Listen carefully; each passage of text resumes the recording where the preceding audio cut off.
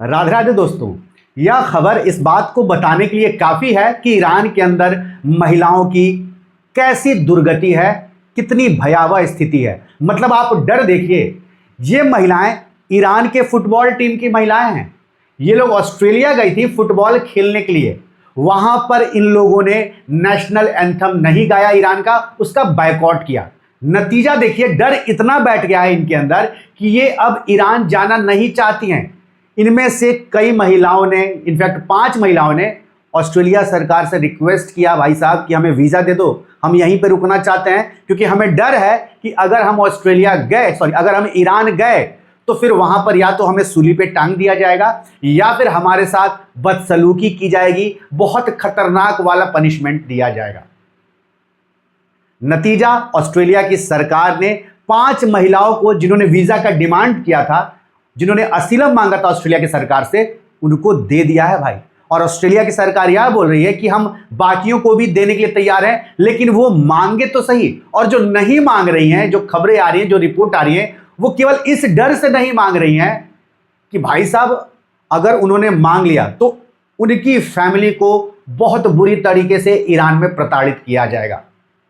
और इस डर से केवल वो यहां पर असीलम नहीं ले रही हैं। बाकी देखिए धीरे धीरे क्या कुछ डेवलपमेंट होता है, ये तो आगे पता चलेगा। लेकिन अब चलिए जरा इस खबर पे हम लोग विस्तार से चर्चा करते हैं और यह देखते हैं कि आखिर महिलाएं जो हैं वो इस ईरान की सरकार से क्यों त्रस्त हैं।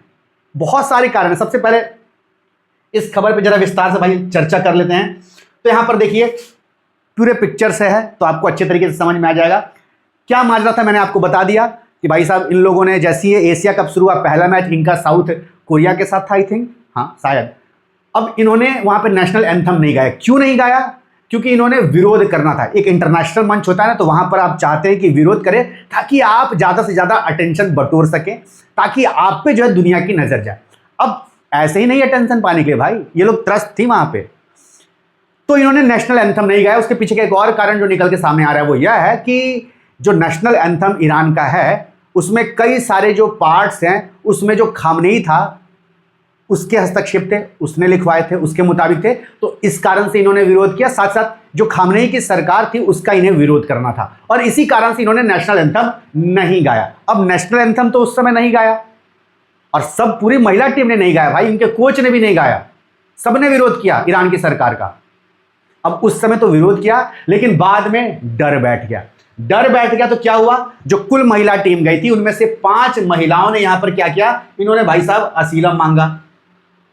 तो उसी का आपका सिलसिलेवार ढंग से पॉइंट वाइज यहां पे देख लीजिए। ऑस्ट्रेलिया गई थी खेलने के लिए एशिया कप, तो उनमें से 5 को जिन्होंने मांगा, ऑस्ट्रेलिया की सरकार ने ह्यूमैनिटेरियन वीजा दे दिया है वहां पर, मतलब असीलम दे दिया है। अब वो वहां पे रुकेंगी। क्यों? क्योंकि ऑस्ट्रेलिया के अंदर सेफ्टी और सिक्योरिटी है भाई, वो अपने देश में नहीं है, ऑस्ट्रेलिया में है, तो यहां पर उनको कोई खतरा नहीं है। इसके साथ साथ जो ट्रंप थे, उन्होंने भाई साहब ऑस्ट्रेलिया के पीएम से कॉल पर बात की और उन्होंने बोला कि भाई देखो, तुम उनको वीजा दो, तुम उनको रोको अपने यहां महिलाओं को, क्यों भेज रहे हो? और अगर तुम्हें डर लग रहा है कि तुम ऐसा नहीं कर पाओगे तो हम, यानी कि ट्रंप का यह कहना है कि हम अपने पास बुला लेंगे। अब ये क्या करेगा क्या नहीं करेगा वो दूर की बात है, बट ट्रंप ने कॉल किया और बात हुई ट्रंप के बीच में और ऑस्ट्रेलिया के प्राइम मिनिस्टर के बीच में। खबरें हैं कि कुछ महिलाएं ईरान फुटबॉल टीम की, वो वहां के होटल से भाग गई। मतलब एक टीम पूरे होटल में रुकती है, तो ईरान की टीम जिस होटल में रुकी थी उनमें से कुछ महिलाएं यहां पर भाग गई हैं और उन्होंने यहां पर वीजा का डिमांड किया है। क्यों? क्योंकि उन्होंने जो प्रोटेस्ट किया था, साइलेंटली प्रोटेस्ट था भाई, ऐसा नहीं कोई तोड़फोड़ किया था, केवल नेशनल एंथम ही तो नहीं गाया था। चुपचाप ये लोग खड़ी थी, नेशनल एंथम का म्यूजिक बज रहा था, ये लोग चुपचाप खड़े होकर केवल प्रोटेस्ट कर रही थी, कुछ नहीं बोला, केवल नेशनल एंथम नहीं गाया, ये प्रोटेस्ट था। और इस तरीके के प्रोटेस्ट पे इनको डर इतना लग गया कि भाई ये लोग अब ईरान नहीं जाना चाहती हैं। और यहां पर हमारे देश में फीमेल तो छोड़िए भाई साहब, नेता लोग जाते हैं पाकिस्तान में और भारत की बुराई करके आ जाते हैं एकदम, और चौड़े में घूमते हैं और बोलते हैं कि हम तो सही किए, और क्या बोला जाता है कि भारत में डेमोक्रेसी का हनन हो रहा है, भारत में बोलने की आज़ादी नहीं है। जाओ ईरान में, पता चलेगा कि बोलने की आज़ादी क्या होती है। जो लोग ऐसा बोलते हैं ना, उनको भेज देना चाहिए, तब उनको पता चलेगा कि आज़ादी का मतलब क्या होता है। यहां पर महिलाएं भाई खामनेई की मौत पर चिल्ला रही हैं, रो रही हैं, गा रही हैं। क्यों? क्योंकि तुम्हें वैसा शासन नहीं मिला है भाई। जाके देखो ईरान के अंदर इनकी हालत खराब है। क्यों? क्योंकि इनके हिसाब से इनको जिंदगी नहीं दी जा रही है। तुम यहां पे अगर कुछ पहन रहे हो तो अपने हिसाब से पहन रहे हो।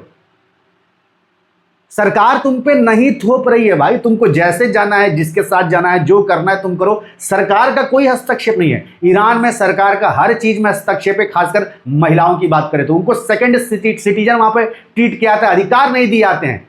तो जब ऐसे देश में जाके रहोगे ना तो पता चलेगा कि असली जिंदगी क्या होती है।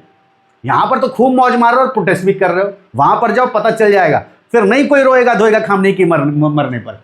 खैर यहां पर बात करें तो ये मैंने आपको पूरी कहानी बता दी कि इन्होंने पूरा साइलेंटली प्रोटेस्ट किया था, जितनी भी महिलाएं टीम थी उन्होंने साइलेंटली प्रोटेस्ट किया था, नेशनल एंथम गाया नहीं था और इसी कारण से इनको डर बैठ गया था। और डर बैठने का यह भी कारण था कि ईरान की जो स्टेट टीवी है, जो वहां के सरकार की टीवी है, बोल लीजिए सरकार का चैनल है, वहां पर इनको वार टाइम ट्रेटर भी बोला गया उस चैनल पे।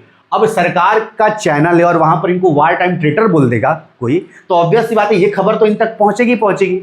और जब वार टाइम ट्रेटर बोल दिया गया वहां पर तो डर तो और भी ज्यादा बैठ जाएगा ना कि भाई अब क्या होगा हमारा, अब क्या होगा। और इसी कारण से जो महिलाएं हैं वो डर गई। डरी तो सब महिलाएं हैं, लेकिन कुछ ही महिलाओं ने यहां पर जो है मांगा असीलम, बाकी भी मांगना चाह रही है, लेकिन डर केवल यह है कि अगर मैं यहां पर रुक गई तो वहां पर ईरान में जो मेरे फैमिली मेंबर्स है ना उनको बहुत दुख पहुंचाएगी।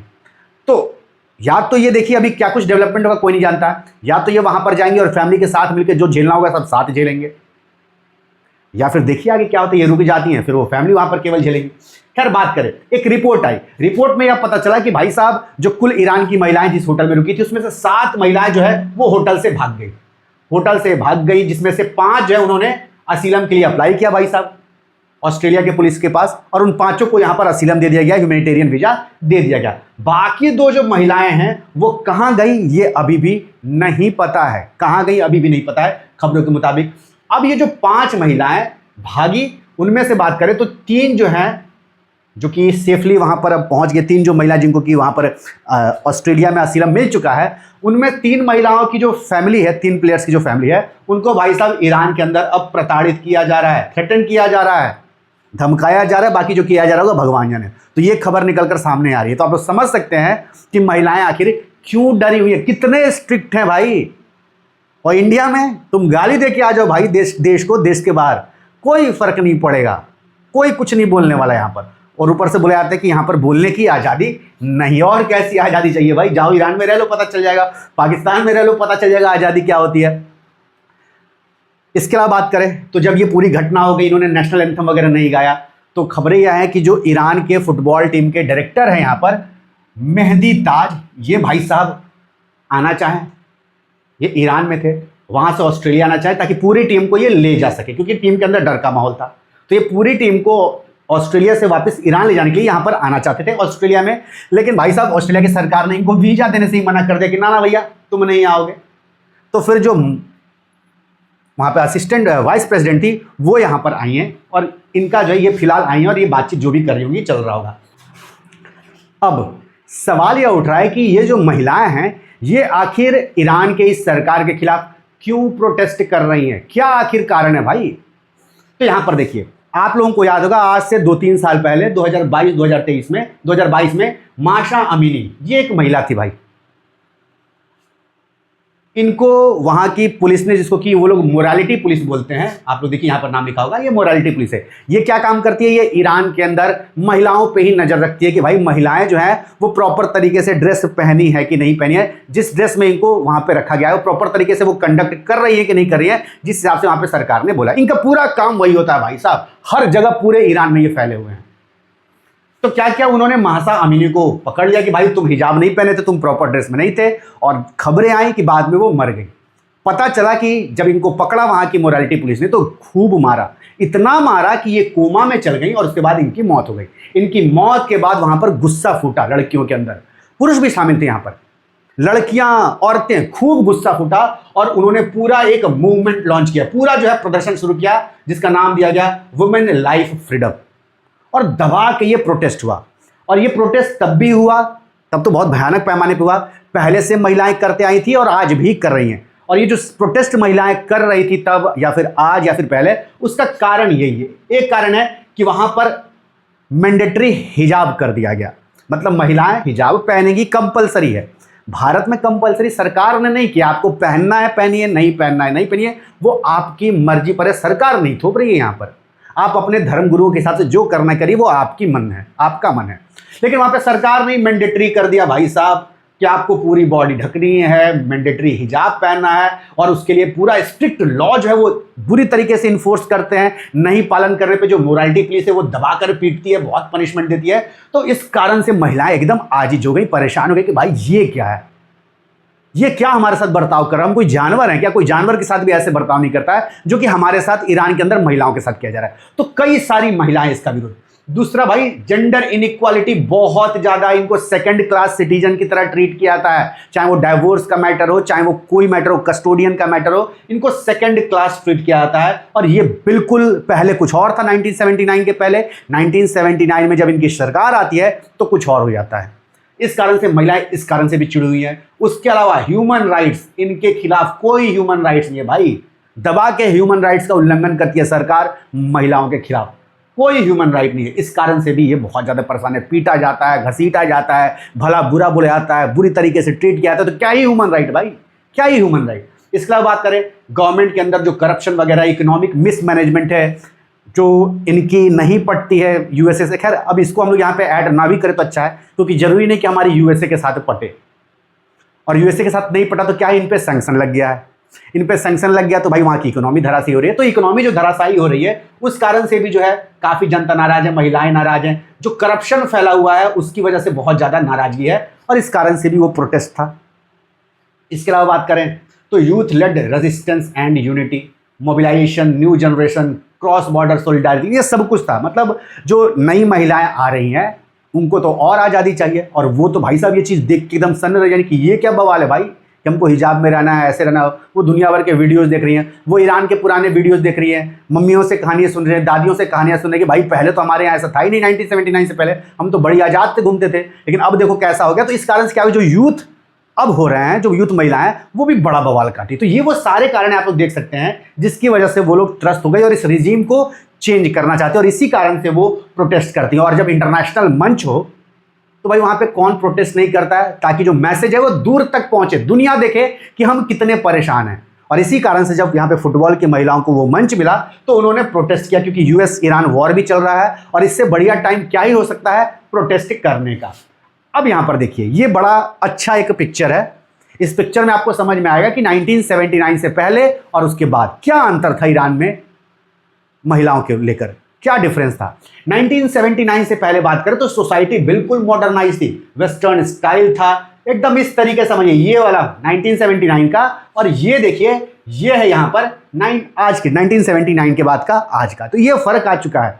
क्या मॉडर्न सोसाइटी है, वोटिंग राइट है, इक्वलिटी ट्रीटमेंट मिलता है, फैमिली के लिए बेहतर लॉज हैं, लेकिन आज की तारीख में ये सब जो है खत्म कर दिया गया है। वेस्टर्न था पहले, अब मैंडेटरी हिजाब हो गया, स्ट्रिक्ट लॉज बन चुके हैं, वोटिंग राइट था, इंप्रूव्ड फैमिली लॉज था, वो सब जो है अब खत्म। वोटिंग राइट है, लेकिन क्या ही फायदा ऐसे वोट का जहां पर बस तुम वोट ही देने के लायक हो, उसके बाद तुम्हारा कोई अधिकार नहीं है भाई, तुमको कोई मतलब ही ट्रीट नहीं, तुम सेकंड क्लास सिटीजन हो, तो क्या ही तुम्हारा वोट देने का फायदा, ये समझ लीजिए। क्योंकि इनको जॉब वहां पे काफी दिक्कतों का सामना करना पड़ता है, बहुत सारी चीजों में जॉब नहीं दिया जा रहा है, तो इस कारण से बड़ी दिक्कत है।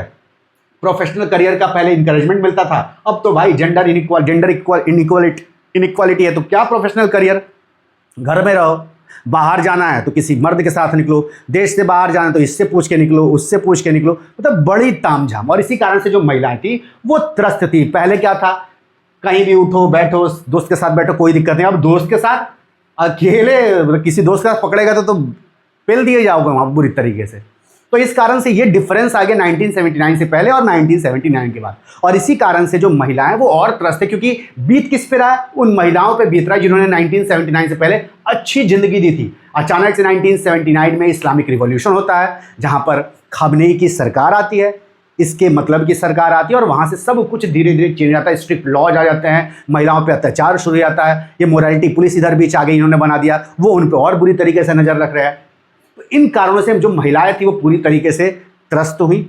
नतीजा बगावत पे बगावत ईरान में लगातार चले भाई साहब। इसी साल 2026 में जनवरी महीने में भयानक बगावत हुआ इस सरकार के खिलाफ, जहां पर खबरें हैं कि भाई 30,000 से ऊपर मौतें हुई। सरकार ने मौत के घाट उन लोगों को उतार दिया जिन्होंने प्रोटेस्ट में हिस्सा लिया, और तो और जो लोग वॉन्डेड रहते थे, घायल रहते थे, अस्पताल के अंदर जाके उनको गोली मार दिया जाता था। तो ये रवैया है इस सरकार का, ये रवैया था, ये आतंक है। और हम यहां पे इंडिया में बैठ के रो रहे हैं खामनेई के लिए। ये है हम। क्या फायदा ऐसे आंसू का यार, बिना मतलब के नौटंकी। बाकी आपका क्या कहना है, अपनी राय जरूर कमेंट करिए। और दुनिया से जुड़े हर अपडेट के लिए, जियो पॉलिटिक्स से जुड़े हर अपडेट के लिए, देश से जुड़े अपडेट के लिए हमारे चैनल शेखर राजपूत अनफिल्टर्ड को जरूर सब्सक्राइब कर दीजिए।